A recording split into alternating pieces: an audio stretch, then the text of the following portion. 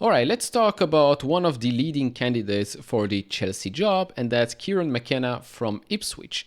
Yesterday's video, if you missed that, it's going to be in the top right corner.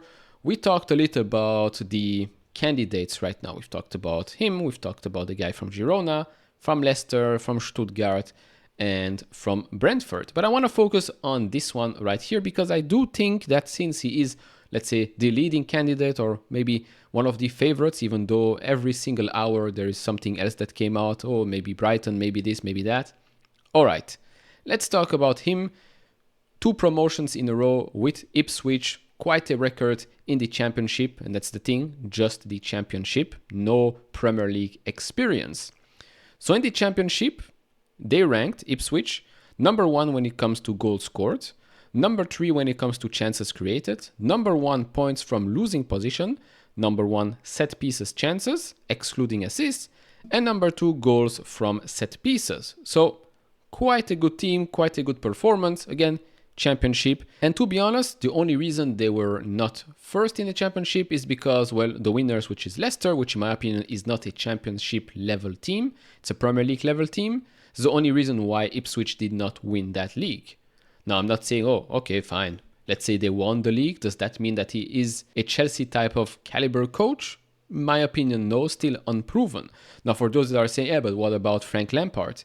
Well, you cannot compare him because Frank Lampard is a club legend. So it's already a bit different. Plus, there was a transfer ban. So I think there were not a lot of coaches that wanted to come into the team with a transfer ban. But I digress. Anyways, let's talk about his tactics, his system, although you've probably seen in the thumbnail that says no system, which some say is bad, but I think it's good. And I'm going to compare something to Gasperini from Atalanta. Incredible coach, underrated, huge win yesterday against Bayer Leverkusen, unbeaten for 51 games, European final, they lose against Atalanta. Great performance. Now, let's dive a little bit deeper. So, first up, Ipswich Town compared to the championship. On almost all of these metrics, goals, shots, field tilt, possession percentage, goals conceded, shots conceded, and crosses, all of those, the team has outperformed compared to the average in the championship. The only one that they were not overachieving is long balls, which is of course something I want to touch on. But all the rest, I mean, it's very impressive here that goals and shots, it was a pretty dominant team. But of course, it's the championship. Just because you are a dominant team in the championship does not mean that you're going to be dominant or successful in the Premier League. Burnley, the perfect example. And so, if we look here at a couple of figures, passes completed, I've put here very dominant teams, Southampton and Leicester compared to Ipswich. With regards to passes completed, Ipswich ranked only 10th. If you look at average possession, 52.9% on average, they ranked here 8th. Yes, it's 52.9 possession, which means they are, let's say, on average dominating the game, but still far away from the likes of Southampton or Leicester. And yet they were quite dominant throughout the season. Finished second as well, and you've just seen all the other stats. So quite a performing team despite ranking 10th passes completed and 8th with regards to average possession. If we look at the passes, right, we've seen long passes was the only metric where they underperformed. So let's start off with short passes here. Short passes, they sit 9th behind West Brom and above Norwich. If we look at medium passes, sit 11th. If we look at long passes, 13th. So basically in the middle when it comes to passes, which some will say is quite weird. Why are they ranked so low if they finished second? Well, in my opinion, this is all about adapting a style of play, not having to play the same way each and every game.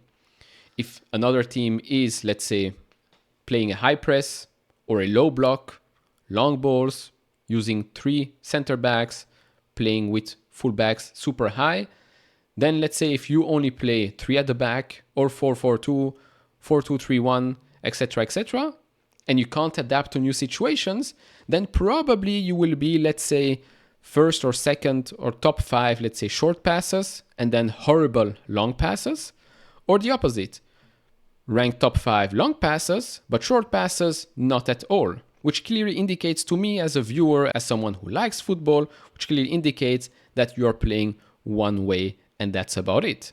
When I look at this, plus I look at some of their highlights, I can see that they can adapt to various situations, various games, various performances, which is something I like to see. Which also means, and this is something that Omari Hutchinson, which is a Chelsea player that was unknown at Ipswich, which means that the coach has put a lot of responsibility on the players on the pitch as well. Express yourself on the pitch. Try to adapt to the opposition. Not always as a reactionary thing, but if you see that the opposition have been, let's say, playing one way or the other, then speak with your teammates and say, yo, you know what? This guy here on the left, he's a bit afraid of playing the long ball. Maybe we should try and adapt. High football IQ players usually become extremely successful like that. It's not always about being extremely good at tactical decisions, although it helps. I mean, it helps. Antonio Conte is a perfect example of that, right? Made the change, 3 at the back, and suddenly we were dominating the Premier League and we won it. But when you come in and you have different style of plays because you trust the players trust the coach, the players are smart enough to play different ways of football, then you can build yourself quite a successful team. Of course, I'm talking about here Ipswich, a team that was in League One and then Championship, not Premier League level yet.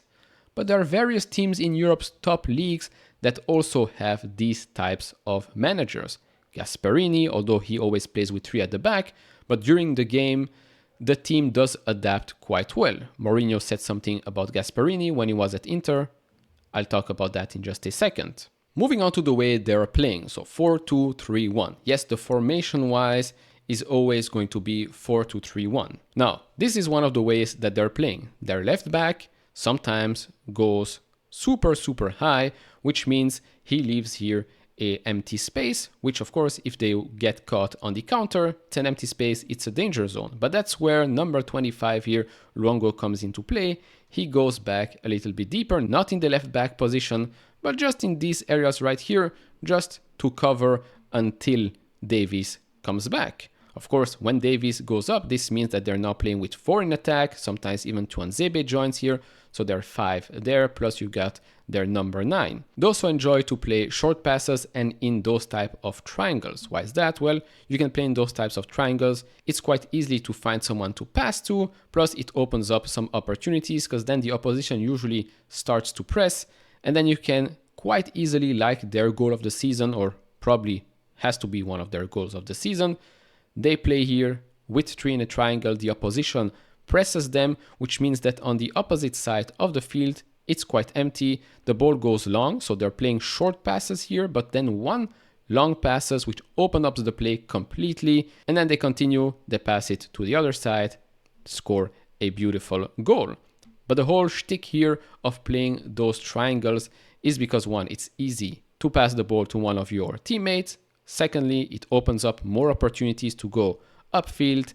Third, you invite the opposition comes in, presses, which means they also open up some free spaces, which usually are in danger zones. Then if you play the long ball, you're already one step ahead. And so if we compare it to our team, I know you can't really see this quite well, but this is how we played in our last game of the season, also 4-2-3-1.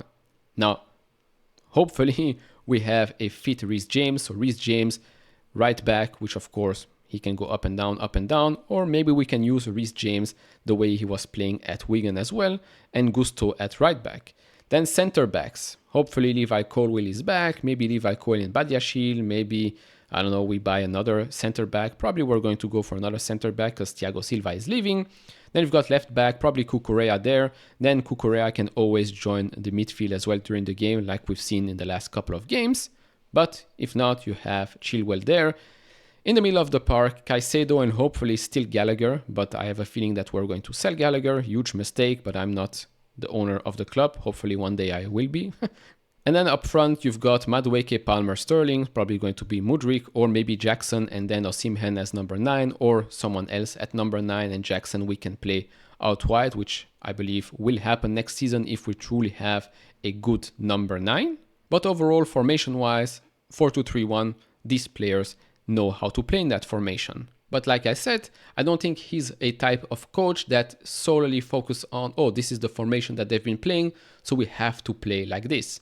No, I think this again is a coach that trusts his players on the pitch. Of course, there's probably going to be new players at the club in the summer and then some players that will be sold and will leave in the summer. So those things will change. But overall, it's all about being flexible in the way you're playing. It's all about having players that actually have some high football IQ. Let's be honest, some of our players are not the smartest on the pitch. Always stress, or when they get into some useful situations, it's, oh, well, what am I going to do here? And then you pass the ball back and the flow is over. Remains to be seen. Plus, we don't know if he will be the coach of Chelsea. Can be something else. So we don't know, but for the sake of this video, just stay with me. Moving on to some more examples here. We've got Leicester versus Ipswich. The game ended 1-1. I believe they played twice, both times 1-1. Here you can see a game where Leicester, let's say, dominates shots, passes, touches. And you can see here the stats down below. 47 long passes for Leicester, 39 only for Ipswich. 471 passes, short passes for Leicester, 377 for Ipswich. So way less. And of course, huge difference between long and short, which makes completely sense. Moving on to another game. In this case, they won, but against a dominant team like Southampton. In this case as well. Passes, touches, way less than Southampton, even though they won that game. You can clearly see here, 42 long passes, only 319 short passes, compared to the last game, which was a bit more. But then let's look at a game where they completely dominated when it came to passes, when it came to touches, not when it comes to shots, but the scoreline is here 0-4. Here you can see Millwall loves long balls apparently, 60 compared to Ipswich 38. But if you look at the short passes, 275 for Millwall and 601 for Ipswich. And you can clearly see here on the screen where those passes are happening. These are the types of triangles that we've been talking about previously. Passes, short passes, and then you find the opportunity to go in front. Now moving on to one of the last things here, heat maps. 4 different games, 4 different heat maps. Why is that? Again, they adapt. They adapt to the other team. They can change throughout the game. They don't need to fix on, oh, we're only going to play out wide, or oh, we're only going to play in the middle of the park, etc., etc. Yes, sometimes you can see that they do play a little bit of the same, but these are 4 heat maps, 4 different games, 4 different heat maps. Then, like I said at the start of this video, Gasperini's Atalanta. This is a quote by Jose Mourinho back when he was coach of Inter Milan when he won the treble. He described Gasperini as one of the best managers he had come up against in Italy, precisely because of his adversaries' willingness to adapt during a game. Gasperini had a response to every move I made. He is very good. And Gasperini has been like this for quite a while. Of course, at first he might not have had the players that he has right now. Lots of talent, lots of solid players. It did take some time. But already back then, 13 years ago, Mourinho already saw what was going to happen with Gasperini. And this is again the point I want to make. You don't have to be the uber tactical out there to actually win something. No, the coaches that can actually adapt during the games are usually the ones that are extremely good. Not just smart because they are great at coaching, but they also trust their players to make the changes themselves. Look at Ancelotti. We've made a video about that, by the way. Look at Ancelotti's Real Madrid. Do you see him screaming and coaching so much during the games? No. Usually he's like this. Chews his gum with the eyebrow. And the players know what to do. That's the most important part. The players know what to do. That's why I always laugh when people start comparing Chelsea today to Chelsea of Jose Mourinho, of Ancelotti, of this and that. You cannot compare different players on the pitch. Different men. Now we have kids. Previously, you had different players on the pitch. The moment the players trust each other, the moment it's a team that knows how his teammate wants to play, it's completely different. You cannot compare. And so to conclude, while I still would have loved to see Pochettino next season, while I still would have loved maybe a comeback of Conte or Tuchel, if it's Kieran McKenna that has to come in, then okay, fine. let's give him a chance, I guess. Probably not going to last long if we start with a couple of losses, let's be honest. Any of the names mentioned, if we start the season with, let's say, 1 win in 4 games or 5 games, he's not going to last long. The fans are going to turn on him. The media is definitely going to put some pressure on the coach. And so, because of the lack of experience in the Premier League, I don't think he will last that long. But hey, it's Chelsea, so hopefully we win every single game, no matter what. Let's see. Of course, do share your thoughts down in the comment section below. If you enjoy this type of videos, leave it a thumbs up, subscribe if you have not, and I'll see you all in the next one. Bye bye.